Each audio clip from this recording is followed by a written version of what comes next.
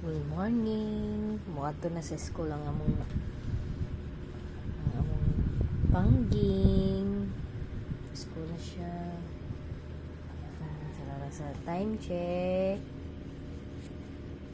6:51. Muadto na siya sa school.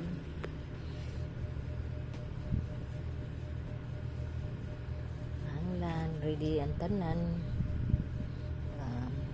Itong estudyante malipay ang taon sa iya ito pa yung eskwelahan kaya aron din siya tagulan mo school dapat tanginahan jud ang